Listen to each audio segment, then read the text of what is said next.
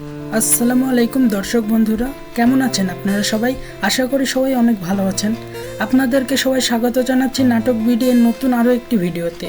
বন্ধুরা, আমাদের প্রিয় নাটক বৎসরতের আগামী পর্ব নিয়ে চলে এলাম এক ধামাকাদার আপডেট নিয়ে।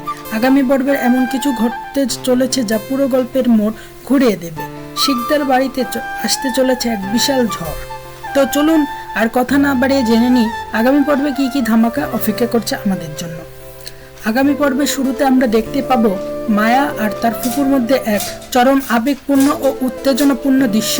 মায়া তার ফুফুকে বোঝানোর চেষ্টা করে, বলবে যে সে ফুফুকে নিয়ে কখনোই কোনো বাজে কথা বলতে চায়নি, বরং ফুফুই একটি খারাপ মেয়ে কথা প্রভাবিত হয়ে ভুল পথে পা বাড়িয়েছেন। মায়ের মুখে এই কথা শুনে ফুফু বেশ আবেগপ্রবণ হয়ে পড়ে।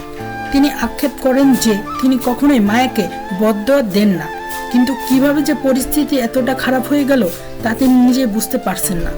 ফুপুর অসহায় অবস্থা দেখে মায়ের রাগ যেন আরও বেড়ে যায়।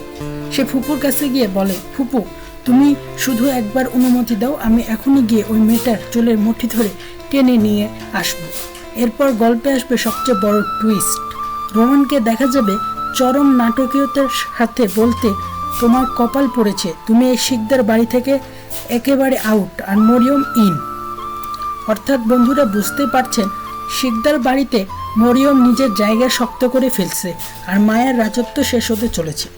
আর পর্বের একেবারে শেষ দিকে আপনারা দেখতে পাবেন এক বিশাল হট্টগোল। বাড়ির বাহিরে মায়া এবং অন্য একটি মেয়ের মধ্যে চরম ঝগড়া ও হাতাহাতি শুরু হয়ে যায়। পরিস্থিতি এতটাই খারাপ হয়ে যায় যে জামাল এসে মায়াকে জোর করে আটকে রাখার চেষ্টা করে, কিন্তু রাগে ও ক্ষোভে ফেটে পড়া মায়াকে আটকানোর জন্য অসম্ভব হয়ে পড়ে এবং সে প্রচণ্ড চিৎকার করতে থাকে। এখন আপনাদের কাছে আমার প্রশ্ন, বন্ধুরা, আপনাদের কি মনে হয় মরিয়ম কি সত্যি শিকদার বাড়িতে জায়গা করে নেবে? আর মায়া কি পারবে নিজের অধিকার ফিরে পেতে? আপনাদের মূল্যবান মতামত অবশ্যই নিচে কমেন্ট বক্সে লিখে জানাবেন। তো বন্ধুরা, আজকের আপডেটে এ পর্যন্তই।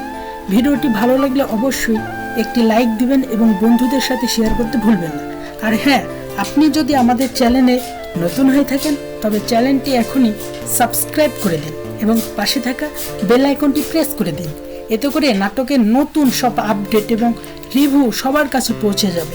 আপনার কাছে আজকের মতো এখানে বিদায় নিচ্ছি। দেখা হবে পরবর্তী ভিডিওতে নতুন কোনো আপডেট নিয়ে। শেষ পর্যন্ত সবাই ভালো থাকবেন, সুস্থ থাকবেন। আল্লাহ হাফেজ।